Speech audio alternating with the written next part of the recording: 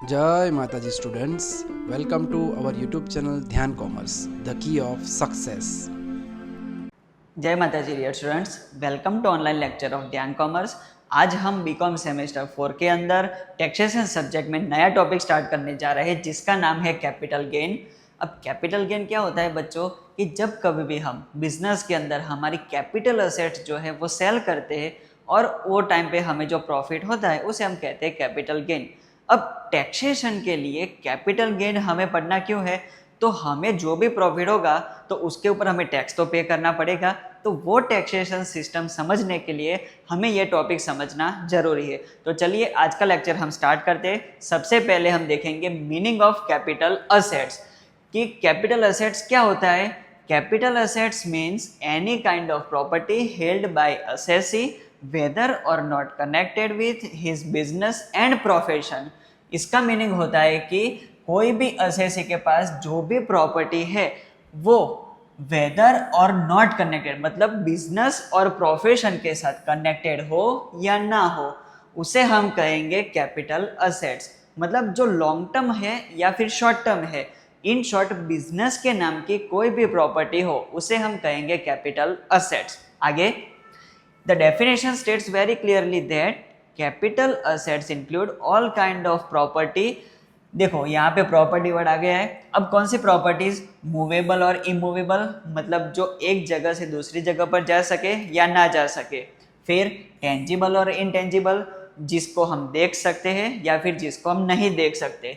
Fixed और circulating, मतलब जो फिक्स हो या फिर चेंजेबल हो। In short all types of assets उसे हम कंसिडर करेंगे कैपिटल असेट्स के अंदर। लेकिन इसके लिए भी रूल्स है, वो हम आगे देखने वाले हैं। Example, shares, stock, jewellery, house, land, ये सब मीनिंग है जो कि कैपिटल असेट्स के एग्जाम्पल है। एक्सेप्शन ऑफ कैपिटल असेट्स, अब हमने आगे डिस्कस किया कि कैपिटल असेट्स जो है उसमें सभी असेट्स नहीं आएगी, इसमें कुछ एग्जाम्पशन है। क्या है, तो first, any stock in trade. Stock in trade का मीनिंग होता है कोई भी गुड्स या फिर जिसका हम ट्रेडिंग करते हैं वो प्रोडक्ट्स, उसको हम कहेंगे SIT, stock in trade. Consumable store और रॉ मटेरियल, मतलब जिसके साथ हम प्रोडक्शन करने वाले हैं। जैसे कि कोई एक एग्जांपल ले कि सपोज पेन है, तो उसका एग्जांपल हम लेते हैं कि प्रोडक्शन करना है हमें पेन का, तो प्रोडक्शन करने के लिए हमें कच्चा जो है वो सामान तो चाहिए होगा, रॉ मटेरियल। तो जो रॉ मटेरियल हमारा प्लास्टिक होगा, इंक होगा, वो सब कुछ रॉ मटेरियल है, उसको हम कैपिटल असेट्स में इंक्लूड नहीं करेंगे। Help for the purpose of his business और profession. Then, personal asset, that is to say movable property, includes wearing apparel, all types of vehicles and furniture held for personal use by assessee। अब most important word है कि personal use by assessee. कोई भी assessee हो जो personal use के लिए asset purchase करे तो उसको हम कैपिटल असेट में इंक्लूड नहीं करेंगे। Example, car. अब कोई असेसी हो जो कार अपने पर्सनल यूज के लिए यूज करता हो, ना कि बिजनेस के लिए, तो उसको हम बिजनेस के पर्पस में से निकाल देंगे, तो ये एग्जाम्पशन हो जाएगा कैपिटल गेन के हेड में। Number 3, agricultural land in India which is not an urban agricultural land means rural land. मतलब जो भी रूरल लैंड है, एग्रीकल्चरल लैंड है, उसके ऊपर भी टैक्स अप्लाई होता नहीं है। एग्रीकल्चरल लैंड, उसके ऊपर टैक्स अप्लाई नहीं होगा। Then 6.5 gold bond, 6.5% defence bonds, मतलब जो कोई भी बॉन्ड्स हो वो भी कैपिटल असेट से बाहर है क्योंकि वो लायबिलिटी है हमारी। देन स्पेशल बेयरर बॉन्ड्स, देखो बॉन्ड्स है वो एग्जम्पशन में आएगा। 1991 issued by the central government, gold deposit bonds issued under gold deposit scheme। मतलब जो भी हमारी लायबिलिटी है उसको तो हम कैपिटल असेट कह ही नहीं सकते, तो ये जो सारा लिस्ट है वो कैपिटल असेट्स में इंक्लूड नहीं होगा। Then types of capital assets. अब बच्चों मेनली 2 टाइप्स है, एक short term capital assets and दूसरा है लॉन्ग टर्म कैपिटल असेट्स। अब शॉर्ट टर्म किसे कहेंगे, लॉन्ग टर्म किसे कहेंगे, उसके लिए हमारे पास टैक्सेशन में रूल है। पहले मीनिंग हम देख लेते हैं। शॉर्ट टर्म कैपिटल असेट्स का meaning, capital assets which is held by assessee for not more then 36 month. ये मोस्ट इंपॉर्टेंट वर्ड है। जो असेट हम 36 मंथ यानी कि 3 साल से कम टाइम ड्यूरेशन के लिए हमारे पास रखते हैं तो उसे हम कहेंगे short term capital assets. Such profit arising from transfer of capital assets is called short term capital gain.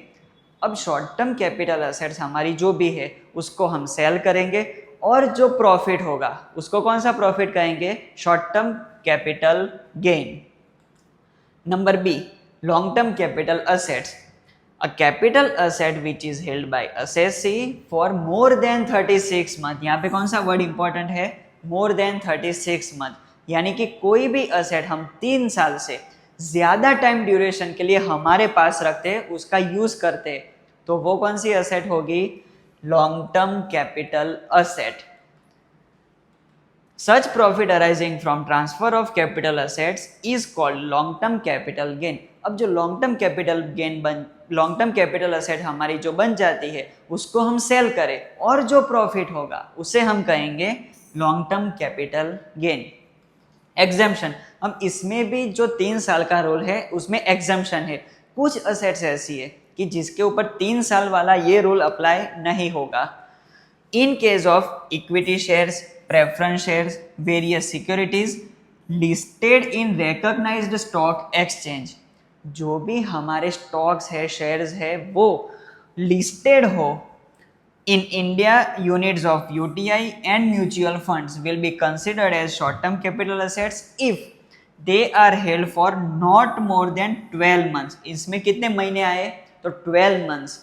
जो लिस्टेड हो और 12 महीने से कम हो उसे हम क्या कहेंगे, शॉर्ट टर्म कैपिटल असेट्स।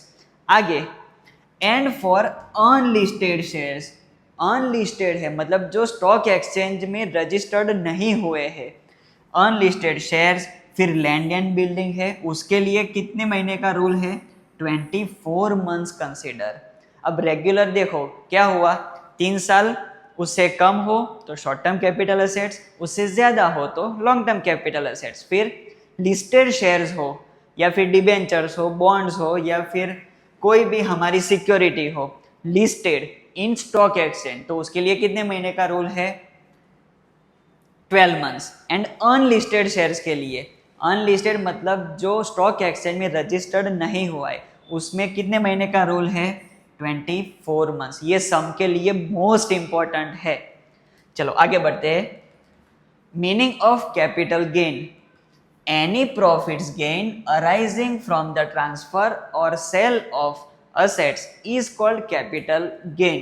कोई भी हम assets सेल करते हैं, कौन सी assets, कैपिटल assets, और जो हमारा प्रॉफिट या गेन अराइज होता है उसको हम कहेंगे capital gain.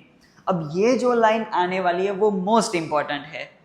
Previous year gain is chargeable to income tax under the head of capital gain. कौन सा हमें कैपिटल गेन लेना है, प्रीवियस ईयर का। करंट असेसमेंट ईयर कौन सा है, 2024-25, तो प्रीवियस ईयर कौन सा होगा, 2023-24। कोई भी असेट हम अगर पिछले साल में सेल करते हैं तो ही वो कैपिटल गेन के हेड में टैक्सेबल होगा, ये ध्यान रखना खास। फिर से एक बार रिपीट कर रहा हूँ, कोई भी असेट जो हम प्रीवियस ईयर में सेल करते हैं और जो प्रॉफिट अराइज होगा उसके ऊपर ही टैक्स हम कंसीडर करेंगे, टैक्स कैलकुलेट करेंगे, ये खास ध्यान रखना है। सेल कब होना चाहिए, कंपलसरी प्रीवियस ईयर। चलो आगे बढ़ते हैं। Computation of capital gain. अब कैपिटल गेन फाइंड कैसे करना है, तो उसके लिए एक छोटा सा फॉर्मेट है। पहले हम देखते हैं शॉर्ट टर्म कैपिटल गेन का। ये फॉर्मेट आपको स्क्रीन के ऊपर दिखाई दे रहा होगा। सबसे पहले है सेल वैल्यू ऑफ असेट्स, इसका दूसरा नाम है full value of consideration. Statement कैसे स्टार्ट होगा, तो पहले हम लिखेंगे वैल्यू ऑफ सेल्स, जो भी असेट हमने सेल की उसकी सेलिंग प्राइस यहाँ पे लिखेंगे। फिर उसमें से माइनस करना है सेल्स एक्सपेंस या फिर ट्रांसफर एक्सपेंसेस। कोई भी असेट हम सेल करें तो उसके ऊपर ब्रोकरेज लगा हो, कमीशन लगा हो, XYZ कोई भी खर्चा हुआ हो वो हमें यहाँ से माइनस कर देना है। फिर क्या मिलेगा हमें, नेट सेल वैल्यू या फिर नेट कंसिडरेशन। उसमें से हम लेस करेंगे परचेज प्राइस। परचेज प्राइस को हम बोलेंगे कॉस्ट ऑफ एक्विजिशन, शॉर्ट में इसे हम कहेंगे COA, कॉस्ट ऑफ एक्विजिशन। और क्या माइनस होता है इसमें? Cost of improvement expense. अब कोई भी असेट हो हमारे पास, उसमें रिपेयरिंग करवाए, उसमें एक्सपांशन करवाए, कोई भी एक्स्ट्रा खर्चा हो, कैपिटल एक्सपेंस, तो उसे भी हम यहाँ पे माइनस करेंगे। एक एग्जांपल लेते, कॉस्ट ऑफ एक्विजिशन मतलब हमने कोई एक घर परचेज किया, हाउस परचेज किया, हाउस प्रॉपर्टी, तो वो होगा परचेज प्राइस में कॉस्ट ऑफ एक्विजिशन। ये है इन शॉर्ट हमारी परचेज प्राइस। फिर कॉस्ट ऑफ इम्प्रूवमेंट का मीनिंग क्या होगा? सपोज हमारे पास है, हमारा 2 फ्लोर का घर है, अब तीसरा फ्लोर हम जब कंस्ट्रक्ट करवाने जाते हैं तो उसे हम कहेंगे कॉस्ट ऑफ इम्प्रूवमेंट। हमने कुछ एडिशनल कंस्ट्रक्शन करवाया, या फिर हमारे बिल्डिंग में कुछ रिपेयरिंग है जो लॉन्ग टर्म के लिए, मतलब हमारे पास जो भी बिल्डिंग है उसमें बहुत ज़्यादा खर्चा है, वन टाइम का खर्च है, ध्यान में खास रखना, उसे हम कहेंगे कॉस्ट ऑफ इम्प्रूवमेंट। अब ये दोनों वैल्यू हम माइनस करें तो हमें क्या मिल जाएगा? Short term capital gain. पहले सेल, उसमें से एक्सपेंस माइनस करो तो क्या मिलेगा? Short term capital gain. अब हमें जो प्रॉफिट अराइज होता है तो टैक्सेशन के लिए अगर हमें वो टैक्सेशन में माइनस लेना है, मतलब कुछ रिबेट लेना है गवर्नमेंट के पास से, तो कहीं ना कहीं हमें इन्वेस्टमेंट करना होगा। तो ये जो इन्वेस्टमेंट है वो कुछ सेक्शंस के अंदर डिडक्टिबल है, जैसे कि 54B, 54D, 54G, ऐसे कई सेक्शंस है जिसमें अगर हमने सेल किया, प्रॉफिट हुआ, तो वो प्रॉफिट हम कहीं और असेट में इन्वेस्ट कर देते हैं तो उसका प्रॉफिट हो जाएगा नॉन टैक्सेबल, पूरा या फिर उसका कुछ छोटा सा पार्ट। फिर बाद में हमें मिलेगा taxable short term capital gain. ये जो वैल्यू आएगी इसके ऊपर हमें टैक्स कैलकुलेट करना पड़ेगा। तो ये हो गया फॉर्मेट पूरा शॉर्ट टर्म कैपिटल गेन का। जब हमें पता चले, वो कैसे पता चलेगा कि शॉर्ट टर्म है या लॉन्ग टर्म? तो आगे हमने जो कंडीशंस देखी उसके ऊपर से हमें पता चलता है कि शॉर्ट टर्म कैपिटल एसेट है या लॉन्ग टर्म कैपिटल एसेट। अगर शॉर्ट टर्म है तो ये पूरा फॉर्मेट हमें ड्रॉ कर देना है और उसमें हमें वैल्यूज पुट कर देनी है। एकदम सिंपल सा वर्क है। चलो अब आगे देखते हैं लॉन्ग टर्म कैपिटल गेन वो कैसे कैलकुलेट होता है। तो ऑलमोस्ट 90% या फिर 99% पूरा फॉर्मेट सेम रहेगा। देखो आपको स्क्रीन ऊपर दिखाई देगा लॉन्ग टर्म कैपिटल गेन। सबसे पहले लेना है हमें सेल वैल्यू ऑफ असेट। हमने जो भी असेट सेल की है उसकी प्राइस, फिर उसमें से माइनस होगा सेलिंग एक्सपेंस और transfer expense. At the time of sale हमने जो भी खर्चा किया है वो हमें इसमें से माइनस करना है। फिर हमें क्या मिलेगा? Net sale value. Sale expense उसको हमें माइनस कर देना है तो मिलेगा नेट सेल वैल्यू। अब यहाँ पे नया वर्ड है इंडेक्स कॉस्ट ऑफ एक्विजिशन। आगे शॉर्ट टर्म में क्या था? हमने माइनस किया था सिर्फ कॉस्ट ऑफ एक्विजिशन, वो शॉर्ट टर्म के लिए है। अब लॉन्ग टर्म में क्या होगा? इंडेक्स में हमें कन्वर्ट करना है। तो कैसे? उसका एक फॉर्मूला है original cost into inflation index for the year of transfer upon inflation index for the year of purchase. अब ये जो है ईयर ऑफ ट्रांसफर, ये कौन सा ईयर होगा? Selling year. और ये जो है ईयर ऑफ परचेज, मतलब हमने असेट जो साल में परचेज की हो वो वाला ईयर। सपोज हमने कोई भी असेट 1996 में परचेज की है तो ये हो जाएगा ईयर ऑफ परचेज, और ये साल में जो इंडेक्स होगा वो हो जाएगा हमारा इंडेक्स ऑफ परचेज ईयर। फिर ईयर ऑफ ट्रांसफर। अब ईयर ऑफ ट्रांसफर के लिए हमने पहले ही डिस्कस कर लिया है कि कोई भी असेट हमने प्रीवियस ईयर में सेल की हो तो ही हम उसका कैपिटल गेन इस साल मतलब असेसमेंट ईयर में फाइंड करेंगे, कैलकुलेट करेंगे। तो सेलिंग ईयर ऑलवेज कौन सा होगा? 2023-24। ये मोस्ट इंपॉर्टेंट है, फिक्स 2023-24 में ही हमने असेट सेल की होगी। तो ये फॉर्मूला हम रखेंगे उसमें वैल्यू, तो मिलेगा हमें इंडेक्स कॉस्ट ऑफ एक्विजिशन। फिर माइनस करना है same to same cost of improvement. हमने कोई भी एडिशनल कंस्ट्रक्शन करवाया हो, कुछ काम करवाया हो, तो original cost of improvement into inflation index for the year of transfer upon inflation index for the year of improvement. Suppose हमने इम्प्रूवमेंट करवाया 2005-6 में, तो ये होगा हमारा इंडेक्स अप्लाई होगा ईयर ऑफ इम्प्रूवमेंट में 2005-6 का, और ईयर ऑफ ट्रांसफ़र कौन सा होगा 2023-24, ये फिक्स है। तो इसमें जो हमें वैल्यू आएगी वो हमें बाहर पुट कर देनी है, फिर उसमें से माइनस करेंगे तो हमें मिलेगा लॉन्ग टर्म कैपिटल गेन। अब हमें जो प्रॉफिट अराइज हुआ उसको हम कहीं पर इन्वेस्ट करें तो हमें रिबेट मिल जाएगा, या फिर एग्जम्प्टेड भी हो सकता है। तो वो सेक्शन है 54, 54B, 54D, 54F, ED, EC etcetera. तो ये सेक्शंस के जो रूल्स है, कौन सी सेक्शन कब अप्लाई होगी, वो हम आगे डिस्कस करेंगे। फिर उसके बाद हम इसके सम स्टार्ट करते हैं। चलो सबसे पहले तो आप इसका स्क्रीनशॉट ले लो ताकि हमें पता चले कि कैसे हमें पूरा काम करना है, सम कैसे कैलकुलेट करना है। चलो एकदम बेसिक से सम के साथ हम शुरुआत करते हैं। सम नंबर 1 जो कि सुधीर प्रकाशन की बुक में आपको मिल जाएगा। On the date of 30th June 2023, Sri Divyesh has sold some of his assets for rupees 6,31,980, which were bought in December 1993 for rupees 1,05,000. The fair market value of these assets on 1st April 2001 was rupees 1,68,000. देखो यहाँ तक क्या आया कि ये जो श्री दिव्येश नाम का असेसी है उसने अपनी कुछ असेट्स सेल की, कितने रुपए में 6,31,980, तो ये हो जाएगी सेलिंग प्राइस।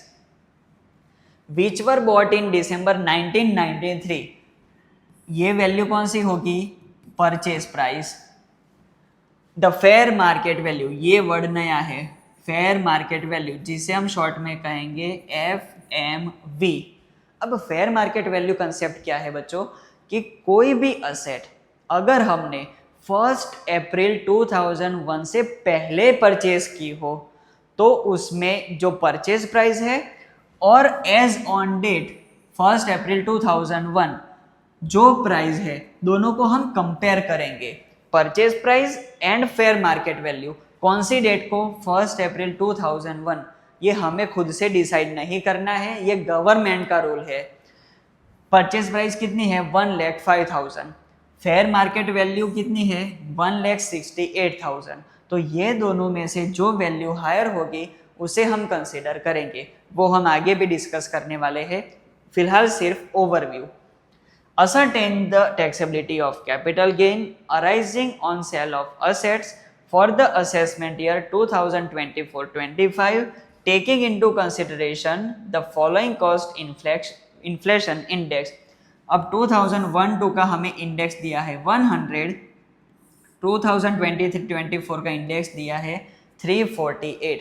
ये इंडेक्स क्या होता है कि कोई भी प्रॉपर्टी हम अगर सेल करें या परचेज करें तो इन्फ्लेशन अप्लाई होता है। जैसे कि एक एग्जांपल लेते हैं कि हमने 1942 में अगर हमारे दादा ने कोई भी असेट परचेज की हो, सपोज 50,000, क्योंकि उस टाइम पे इतना ही रेट चलता था, तो उसकी वैल्यू आज के टाइम पे आज की डेट को 50,000 होगी नहीं होगी। क्यों? क्योंकि उसकी वैल्यू इंक्रीज हो गई होगी। तो कितनी इंक्रीज हुई होगी उसके लिए गवर्नमेंट इन्फ्लेशन डिक्लेयर करती है ताकि हमें पता चले कि कितना वैल्यू में इंक्रीमेंट हुआ है। अब वैल्यू इंक्रीज कितनी हुई है तो उसके लिए हमें बेस लेना है 100 को। देखो यहाँ पर फेयर मार्केट वैल्यू है 2001 से, तो 2001 से ही गवर्नमेंट ने ये इंडेक्स देना शुरू किया है। तो बेस ईयर 2001 का कितना होगा ऑलवेज 100, और करंट ईयर मतलब करंट ईयर का जो प्रीवियस ईयर है जो हमने हमारा सेलिंग ईयर होगा उसका कितना है 348। चलो अब आगे हमें क्या करना है कि हमें कैपिटल गेन फाइंड करना है, वो टैक्सेबल कितना होगा। अब हमें पहले क्या डिसीजन लेना है कि ये शॉर्ट टर्म है या लॉन्ग टर्म, कैसे पता चलेगा। तो देखो हमने परचेज कब किया है 1993 में, सेल कब किया है 2023 में।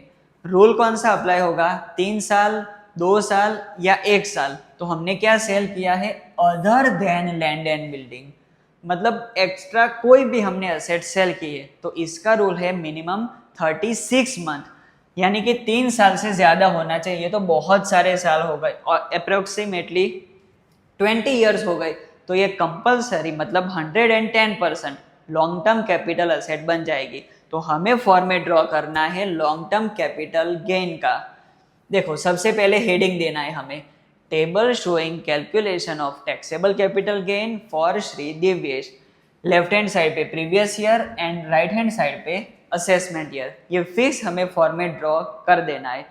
चलो आगे हमने डिस्कस ऑलरेडी किया हुआ है। सबसे पहले कौन सी वैल्यू लेंगे हम, सेल वैल्यू ऑफ असेट। अब सम में देखो सेल वैल्यू कितनी है, 631,980, तो यहाँ पे हम लिखेंगे 6,31,980 रुपीज़, ये हो गई सेलिंग प्राइस। अब इसमें से लेस करो सेलिंग एक्सपेंस। देखो अब जैसे जैसे सम कैलकुलेट करोगे तो आपको ये जो पूरा फॉर्मेट है वो माइंड में फिक्स होता जाएगा कि सबसे पहले selling price minus selling expense, फिर क्या मिलेगा, नेट सेल वैल्यू, उसमें से क्या माइनस करना है, कॉस्ट ऑफ एक्विजिशन, और क्या करना है तो कॉस्ट ऑफ इम्प्रूवमेंट, लेकिन यहाँ पे इंडेक्स आएगा। ओके चलो अब माइनस करते हैं सेलिंग एक्सपेंस। कितना है सेलिंग एक्सपेंस, अब सब में दिया ही नहीं है तो हम क्या करेंगे यहाँ पे डैश, चलो माइनस करते हैं तो नेट सेल वैल्यू आएगी 6,31,980। यहाँ तक कोई डाउट नहीं होगा शायद। पहले क्या किया, सेलिंग वैल्यू लिखी, उसमें से माइनस किया सेलिंग एक्सपेंस, तो हमें नेट सेल वैल्यू मिली 6,31,980। अब आगे माइनस करना है इंडेक्स कॉस्ट ऑफ एक्विजिशन। अब इसके लिए हमें दो वैल्यू को कंपेयर करना है।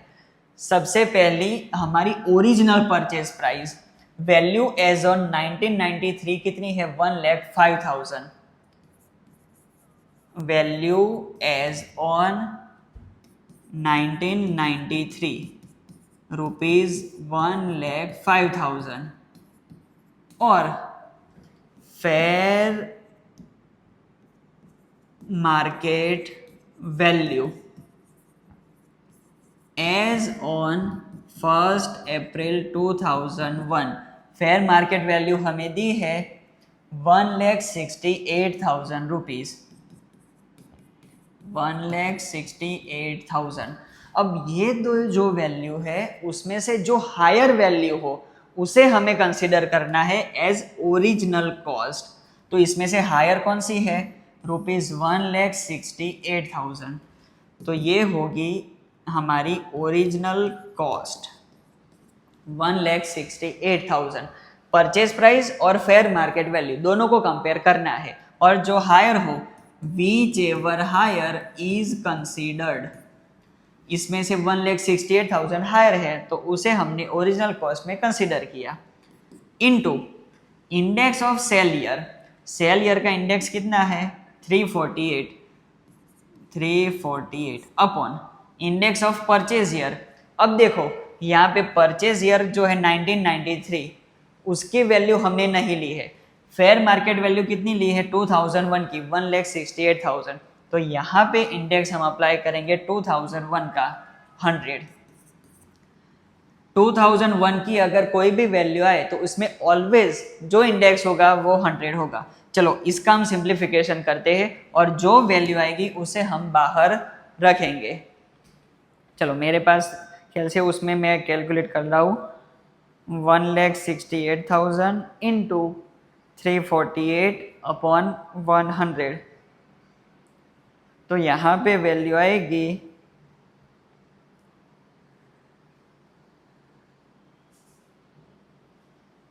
5,84,640, 5,84,640। आप भी चेक कर सकते हो 5,84,640। अब इसे हमें माइनस करना है